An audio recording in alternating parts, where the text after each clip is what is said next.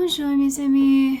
I'm back going into being in nothingness to talk more about Sartre on love. And we left off last time with talking about sort of the impossible demands that as lovers we make on each other. The last passage we read was about how the lover is concerned to know if the loved one would betray her friends for him, would steal for him, would kill for him. And one thing that I thought about is the little video that's kind of going around, or was in the past, where someone would ask the person they're dating, would you love me if I were a worm? Which is kind of an absurd, ridiculous question, but it gets at the heart, I think, of exactly what Sartre is trying to say. We sort of, in bad faith, demand this kind of eternal, epic, romantic kind of love. And I finished Robert Johnson's the Psychology of Romantic Love probably a month or two ago. I can't remember. Time is not my strong point intellectually, but in that book, and I really wanted to do a video on it, he talks about how romantic love, that kind of rush of passion, romantic sexual feeling that we have for people, that kind of feeling that possesses us and we get addicted to, so we have limerence about someone, or we, actually fall into this kind of encounter with them. That really is just a sign, he says, and Robert Johnson is a Jungian writer and thinker.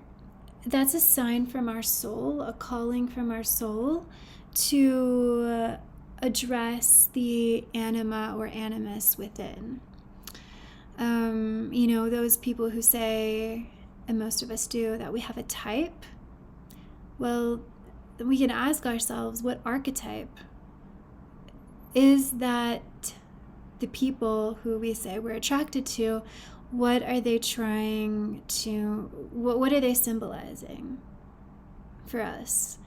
And probably what they are offering is something that we need to develop within ourselves. Robert Johnson says that really being in love with another human being is, and he's not saying this in a negative way, but he calls it oatmeal love, stirring the oatmeal love. It's mundane because human beings are mundane. We're average. We are imperfect. We are material and physical and disgusting. And we are not gods and goddesses.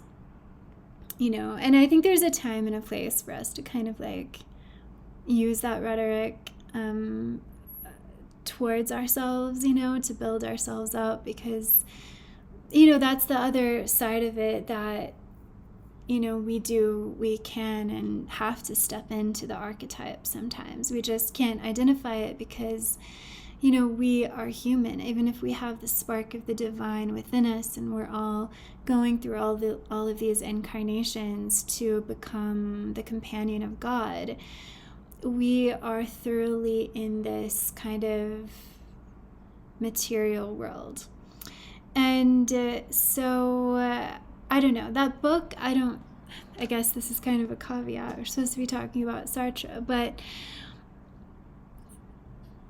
I think that actually if people read Robert Johnson's book, they will not ever cheat on their partner or want to, because Robert Johnson explains what it is.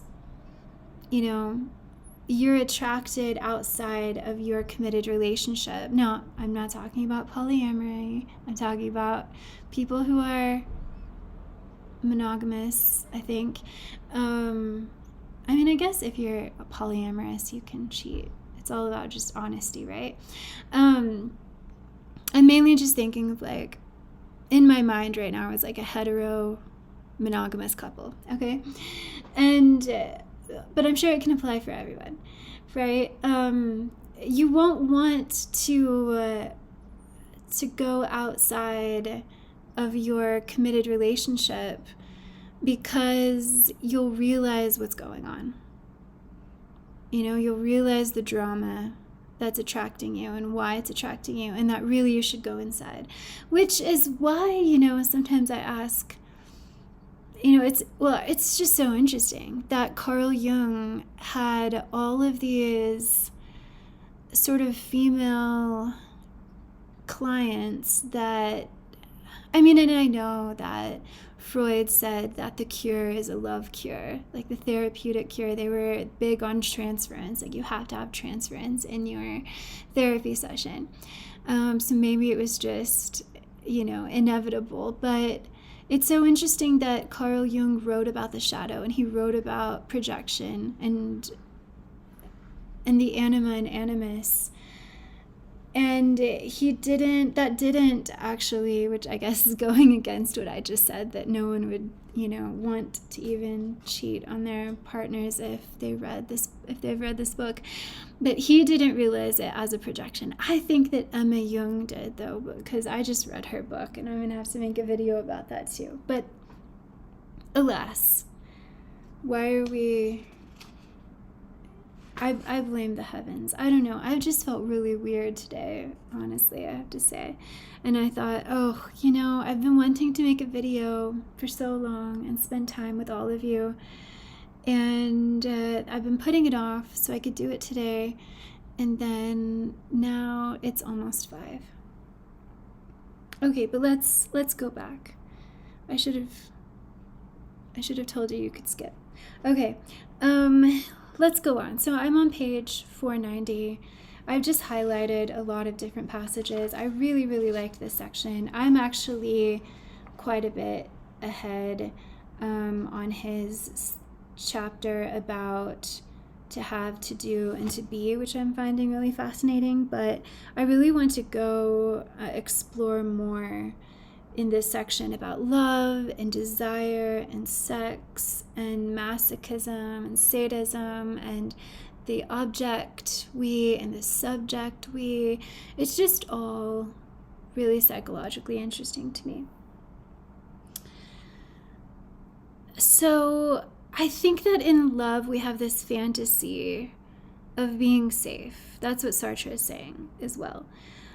He says, thus I am reassured. The other's look, because that's the thing, right? The look of the other potentially causes us shame or pride. And Sartre says those are the same thing. That's the same thing. The other's look no longer penetrates me with finitude. It no longer freezes me into merely being what I am. I cannot be seen as ugly or small or cowardly, since these characteristics necessarily represent a factual limitation of my being and an apprehension of my finitude as finitude. Of course, my possibles remain transcended possibilities, dead possibilities, but all the possibles are mine. I am all the dead possibilities in the world. I thereby cease to be a being who understands himself in terms of other beings or his actions. Rather, in the loving intuition that I demand, I must be given as an absolute totality, on whose basis all beings and all its own actions are to be understood. I think that, you know, Sartre is saying, and he said before this passage, that, you know, when we love someone, we want to become the lens through which they see the world. We want the lens that we are in our own freedom and our objectification that is theirs, that is possessed by the lover, rearranges the world for the lover. That's why I think that when we get into relationships, sometimes we feel panic or anxiety. When we realize we don't know the world's structure for the lover, or something surprises us, maybe your partner comes home and does something out of character.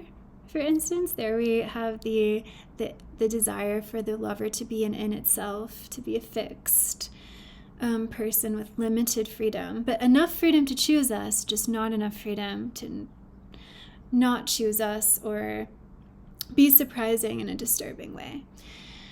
Right? So, and it doesn't have to even be a bad thing. It could be like quite an innocent, neutral thing. But your lover comes home, or you come home to your lover and tell them the story of your day, and they seem somewhat upset, maybe. It's because you've introduced your freedom into the relationship. They wanted to forget it, but you introduced it because you spoke about a new place you went, or a new dish that they thought you didn't like and you ate and loved it, or a new vision or adventure you want to follow, and they might react like, in a way that says, oh, hold up, I need to be grounded. Tell me from the beginning so I can then modify what I think is the structure of the world that we both live in. I don't know if I'm making myself clear, but it's sort of this impossible demand. And, can relationships be enlightened and beyond that, and allow each other to be subjects without possession, with complete freedom, like the Buddhist who looks at her cup and sees it as already broken? I think all of us will say yes. All of us will say yes. Sartre says no. Sartre is a bit pessimistic, I'm going to have to say, about what love can be. Really, because he is, in a sense, pessimistic. Some people might say realistic, because he sees the fundamental relationship with the other, the ontology of the being for other, as based in conflict.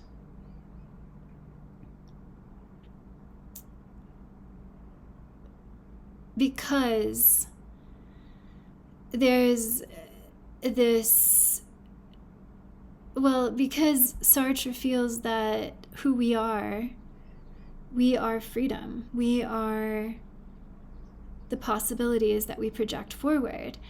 And when someone else comes, when another subject with this freedom comes into our environment, then there's kind of an adjustment like that we continually have to make to maintain our own subjectivity and to maintain their subjectivity. And so it's a practice.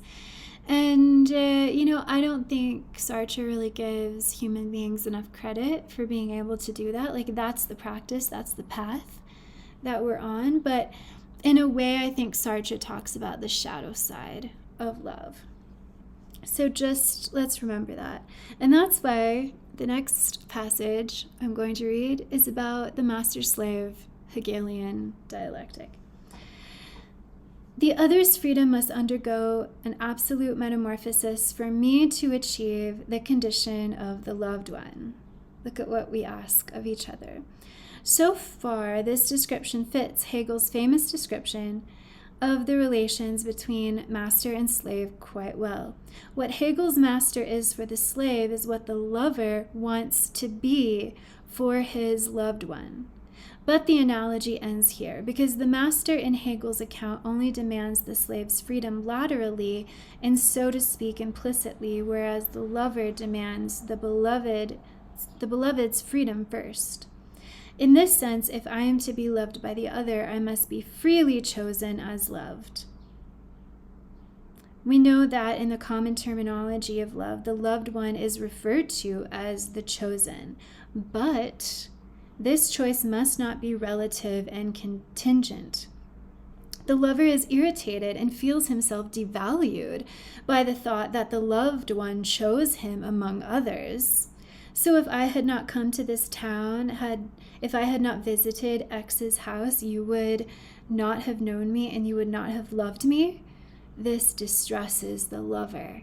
His love becomes one love among others. So in a sense, we want to have both free will and a deterministic situation. We want there to be both complete freedom. No, your lover doesn't love you just because it's their duty, or they feel guilty, or they feel like they owe it to you, or whatever. No, they freely choose you. They want you.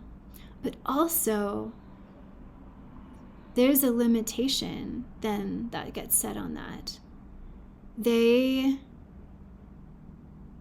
has to be something eternal. There has to be something divine, something spectacular, something transcendent that it's also, frozen or static.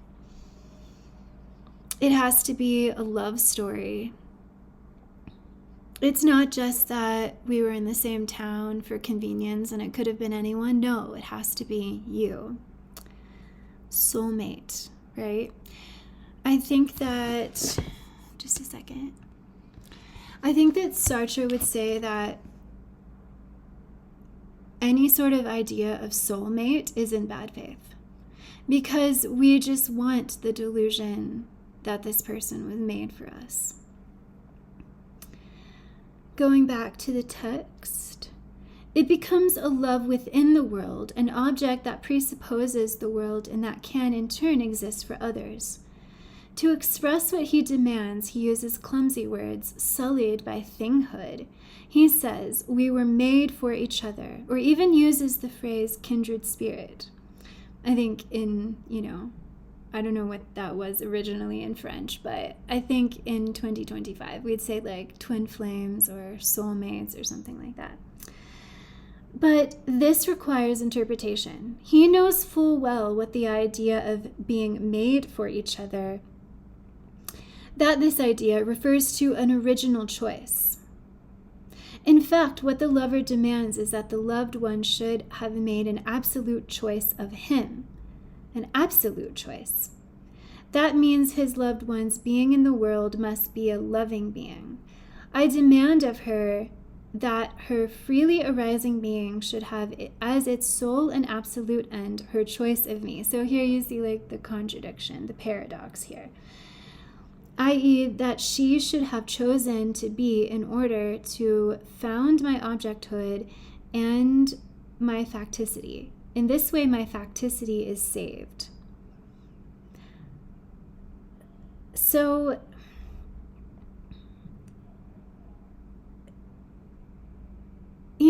why does our facticity have to be saved? Saved from what? It is no longer that unthinkable and insurmountable given from which I flee. It is that for which the other freely makes herself exist. It exists as the end that she sets herself.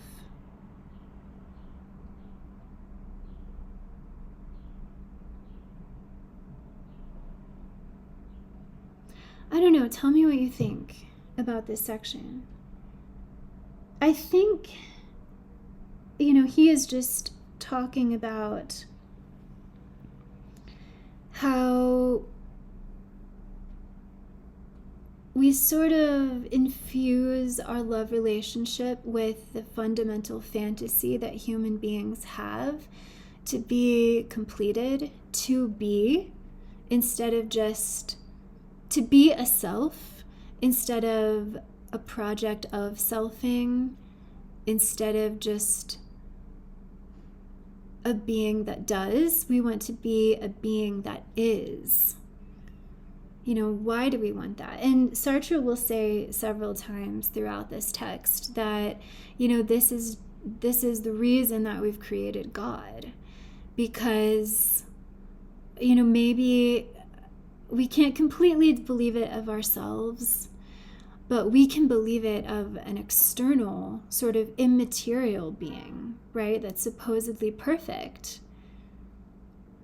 Maybe I can't maintain your projection on me of a goddess.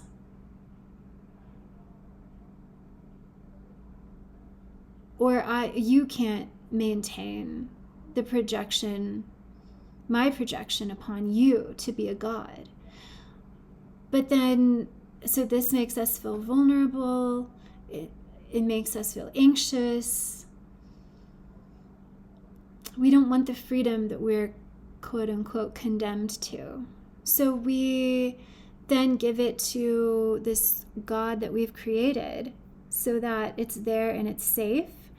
And in a way, we never have to confront then the failure that we have to continually confront in ourselves. So I think, and I could be reading this, I may have to look at the section a little bit more, but I think it's the fantasy of facticity. But we don't want to just accept the facticity of ourselves and our beloved. We still want to have the freedom, and this is again why Sartre is saying that we're just crazy. We want to have the freedom to have it be a specific kind of facticity, one that's not shameful, one that's not one that we have to have anxiety about, but it's, something beautiful and sublime.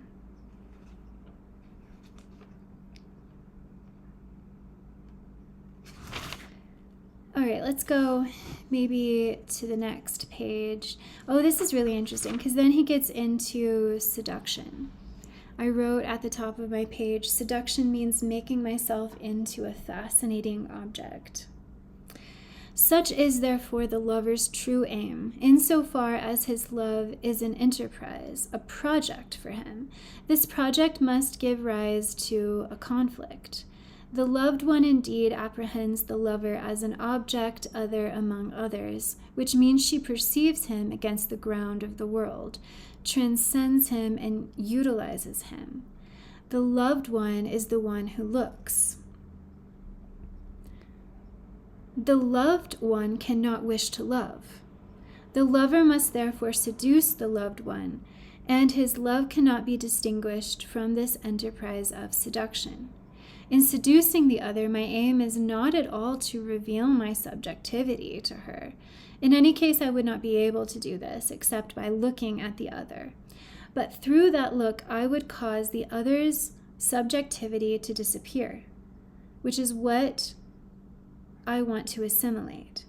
To seduce is to accept entirely, and as a risk to be run, my objecthood for the other. So to seduce is to accept my objecthood for the other. To place myself before her look and make myself looked at by her, and to incur the danger of being seen in order to make a new start and to appropriate the other in and through my objecthood. I refuse to leave the territory where my objecthood is experienced.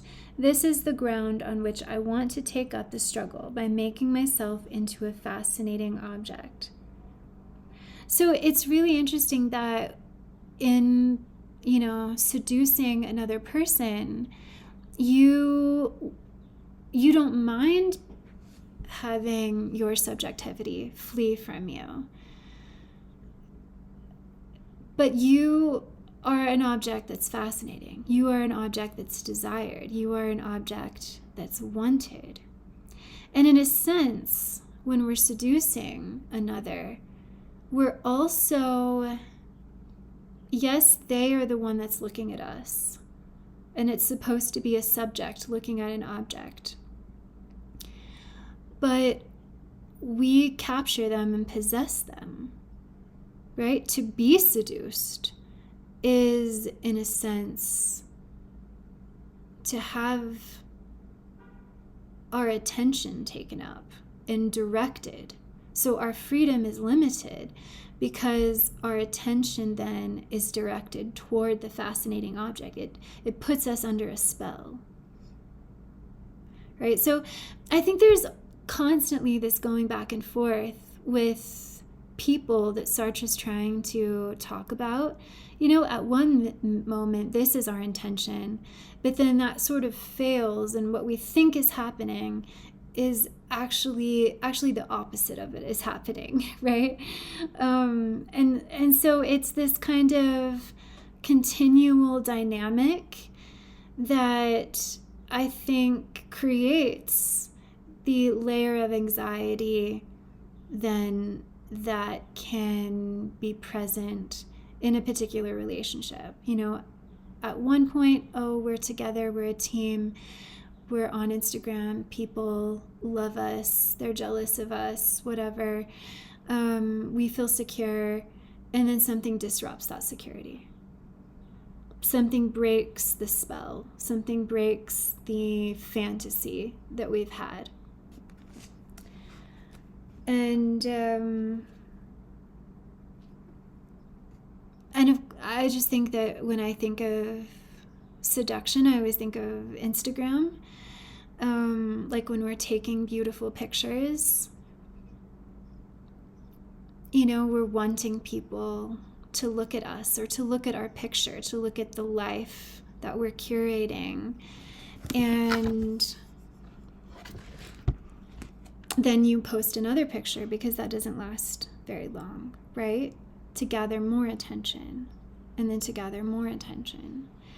And that's why it's addicting, because the dopamine hits are so ephemeral. The temporality is really quick. And so there has to be a continual repetition of it. And then, it's interesting to think about like doom scrolling in terms of the look. What are we trying to do when we're on Instagram and we're scrolling the reels? Are we trying to be seen, or are we trying to feel our own existence as the subject who looks? Maybe both. I don't know. Seduction aims to bring about in the other the consciousness of her nothingness as she faces the seductive object. Through seduction, I aim to constitute myself as a fullness of being and to make myself recognized as such. To that end, I constitute myself as a signifying object. So you see how he's going to get into sadism and masochism. It's kind of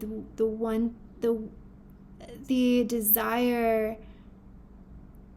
and the pleasure that comes from making ourselves into an object, which is fully not what we are, right? We are freedom, we are subjects. So what's, at play with sort of fetishizing the object self?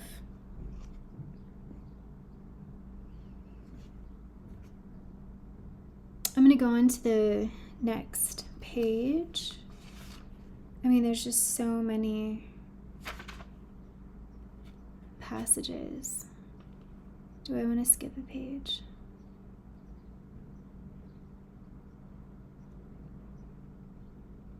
No, this is good, because I'm on page 493 now. This is what I was talking about, I think, before, with the structuring of the world, and we want to be the lens through which the lover sees the world. Therefore, we always get to be there in the lover's mind. Whether I present the world to my loved one and try to constitute myself as the necessary intermediary between her and the world, or whether I simply demonstrate through my actions my endlessly varied powers over the world through money, power, connections. What's the carrot? What's the bait? In the first case, I try to constitute myself as infinite in depth. In the second case, I try to identify myself with the world. See, all of these, Sartre is trying to like look at all of these subtle projects that are the undercurrent of our, pursuit of the other. Okay, so on 494, he starts to talk about language here. Oh, I've written a note. Seduction's aim is not to make something be known, but to make something be experienced. Because if it's known, then it doesn't really capture you. But if it's an experience, you're experiencing me, you're experiencing my pictures, then, I don't know, maybe that extends the temporality of how I've captured your attention.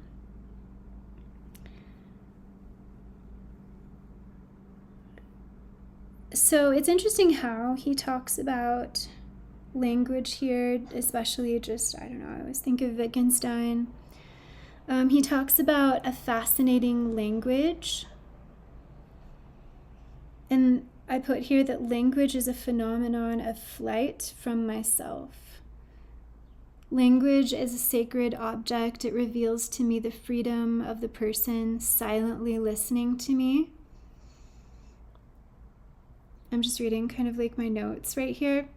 He has a really interesting definition of the sacred object.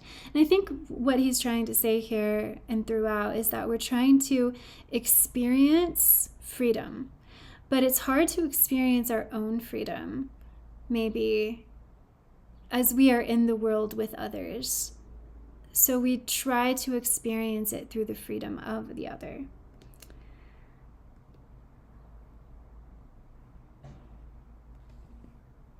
But I also just want to be clear that bringing about fascination is not going to be love. And he says that the problem of language is like the problem of bodies.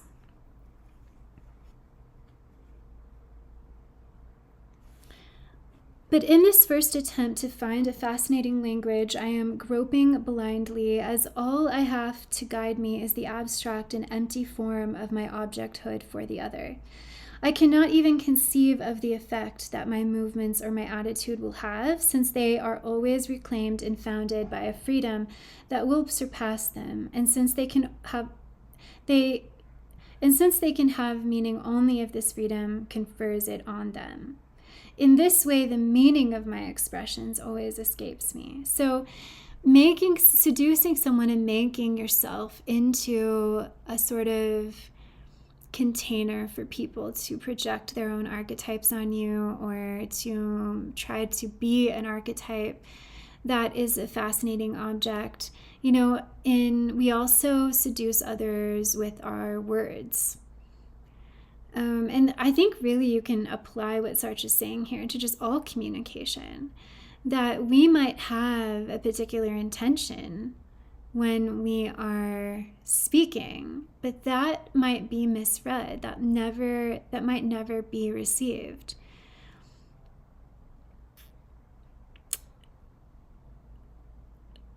I'm hesitating because do I want to give this example? I will. I'm not really calling out the specific inspiration from it, but just imagine if you were apologizing to someone, but they didn't accept your apology. They said, your apology sounds false. It doesn't sound sincere. Then what do you do with that? If you felt sincerity within you and your interiority, you felt like it was, what can you do? You can apologize again. You can try to ask them, well, what would make you believe me? But in a way, it's just so much is outside of our control when we're dealing with each other.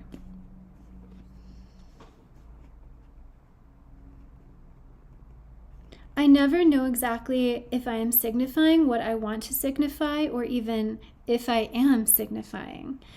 And that's really funny, because I mentioned this, I had this thought the other day that I think that the way that, this is such a caveat, But the way that, sorry, I'm just so distracted about a cloud that's outside my window. Is that a cloud? No, that's not.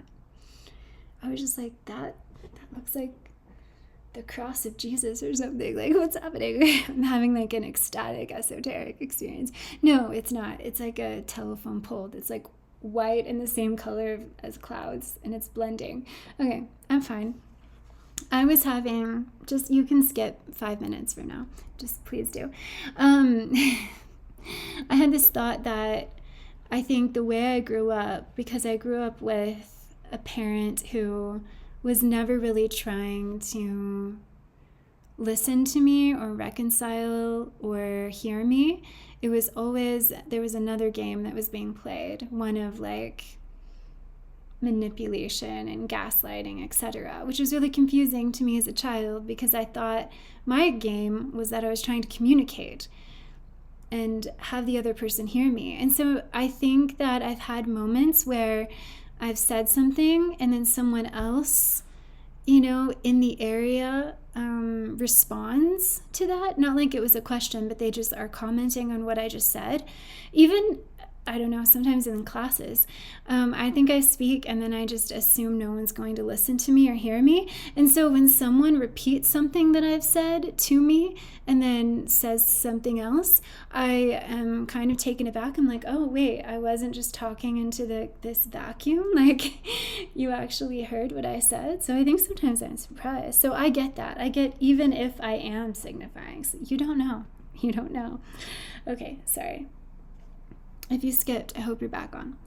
I would need to be able to read inside the other, which is, as a matter of principle, inconceivable. And this is another thing.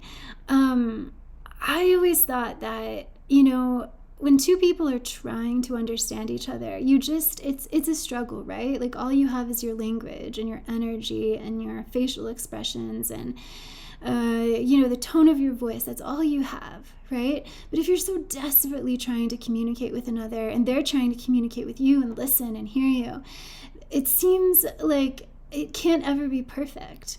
And wouldn't it be cool then? I mean, this might turn into a dystopian kind of Black Mirror thing, but wouldn't it be cool if, based on consent, you could just like dip into someone's mind, and they know that you're doing it. They want you to do it. You're dipping into their body. Not even their mind, their whole self you're dipping into. So you can experience the world for just a moment as they experience it. You can feel what it feels like to be them. And I just think that would help out relationships so much. And lacking any knowledge of what in fact I am expressing for the other, I constitute my language as an incomplete phenomenon of flight outside myself.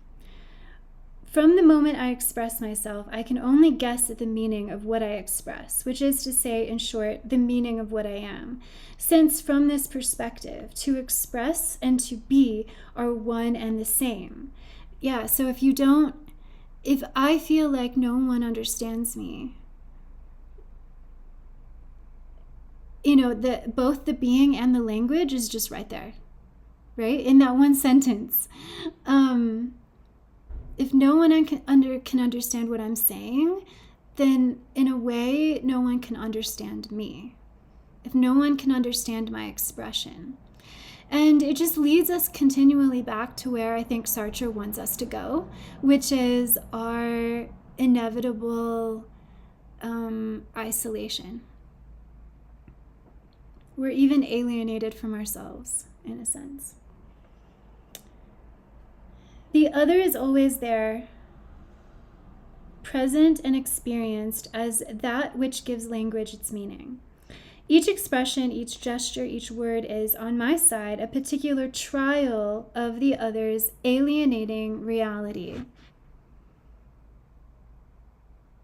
And this is where he gets into the definition of the sacred object. The psychiatric patient is not alone in being able to say, as for example, in psychotic delusions of control, someone is stealing my thoughts.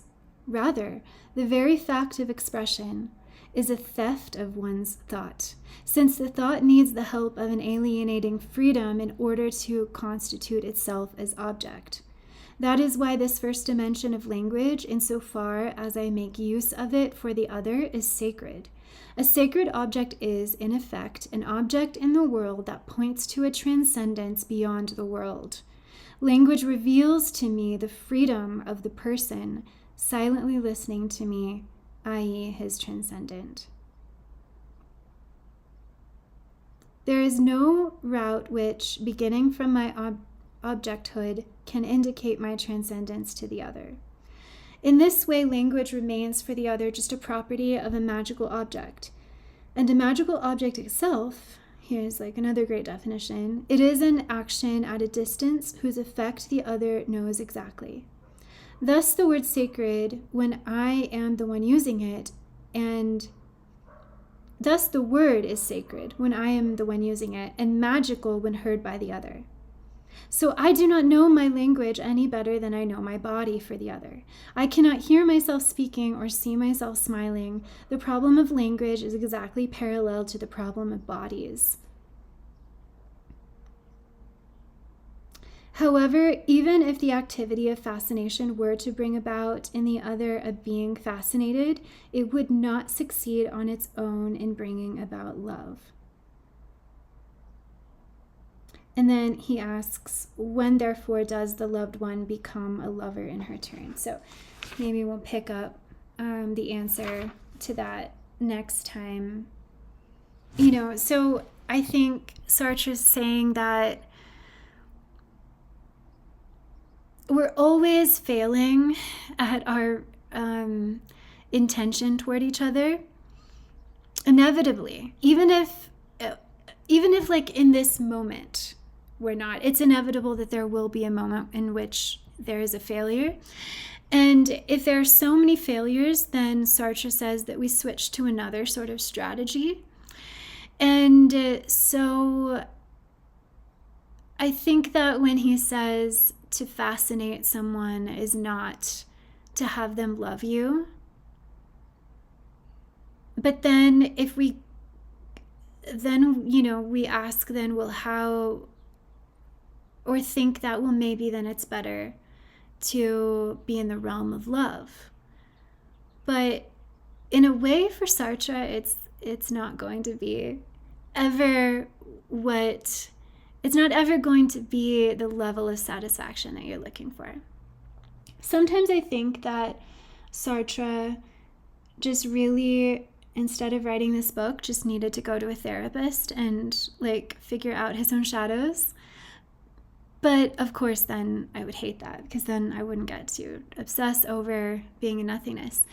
But then at other times, something happens where I have to say in my mind silently, oh my gosh, this is what Sartre was talking about.